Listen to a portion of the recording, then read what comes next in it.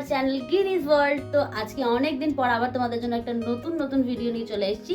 সেটা হচ্ছে গিনি যখন পার্কে যায় তখন কি করে। তো সবসময় ওকে পার্কে নিয়ে যাওয়া হয় না, কারণ আমার অনেক রকমের চাপ থাকে আর ওর বাবাও বাড়িতে থাকে না যে ওকে পার্কে নিয়ে যেতে পারি।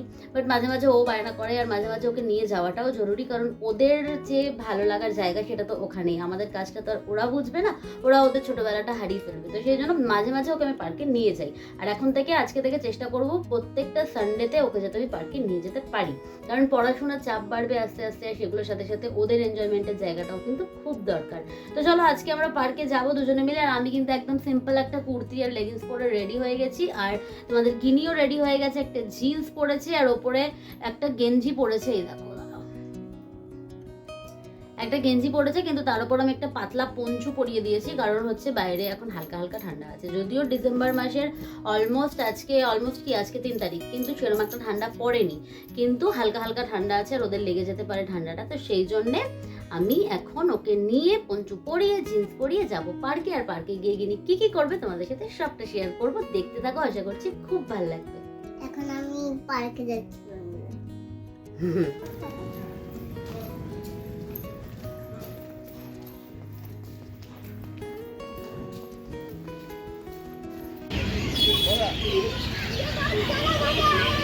চলো চলো।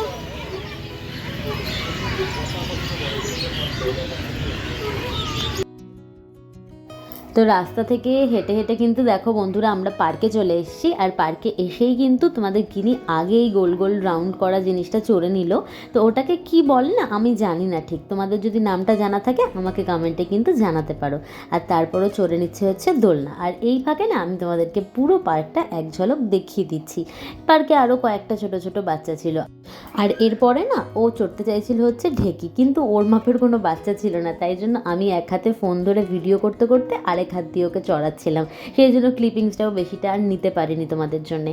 এরপরে চলে গেল হচ্ছে স্লিপটা চড়তে, একটা এলিফেন্ট স্লিপ, কিন্তু এই স্লিপটা না আমি ওকে বেশি চড়তে দিইনি বন্ধুরা, কারণ না স্লিপটার যে ল্যান্ডিং পোর্শনটা সেটা না অনেকটা উঁচুতে ছিল, আর সেই জন্য না সব বাচ্চারা পড়ে যাচ্ছিল। মা বাবারা যদিও ওদেরকে হাত ধরে ধরে নামিয়ে দিচ্ছিল। এই দেখো দেখলে এই বাচ্চাটাই কিন্তু এক্ষুনি পড়ে যেত, ওর বাবা ওকে ধরে নিয়েছিল। সেই জন্য আমিও না গিনিকে একবার দুবার ধরে ধরে চড়িয়ে দিয়েছি, আর সেজন্য তোমাদের সাথে সেটা শেয়ার করতে পারিনি। তো যাই হোক, এরপরে কিন্তু ও চড়ে নিয়েছিল এই ডলফিনটা, আর তারপরে হচ্ছে এই টাট্টু ঘোড়াটা।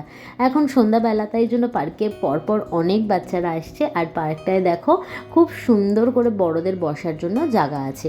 দেন এরপরে আমি গিনিকে বললাম যে চলো এবার অনেকটা টাইম হয়ে গেছে, তো বাড়ি যাবো। তো যাওয়ার আগে ও বললো যে মামাম আর একবার দোলনা চড়বো, সেই জন্য ওকে দুটো দোলনায় কিন্তু আমি আরও একবার চড়িয়ে দিলাম।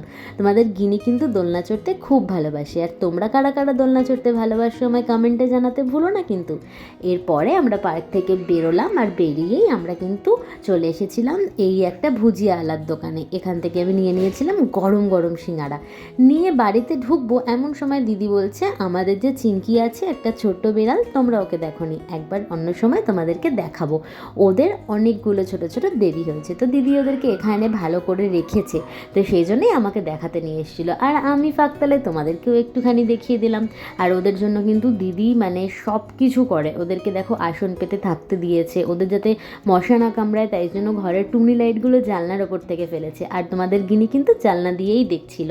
তারপর চলে এসেছিলাম ঘরে, আর গিনিকে ওর মিমি আর মেশন দিয়ে দিয়েছিল চকলেটস আর বাউলি কেক। তো বাউলি কেকটাও খাওয়ার জন্য বায়না করলো, সেই জন্য বিকেলবেলা ছিল আমি ওকে বাউলি কেকটা খেতে দিলাম।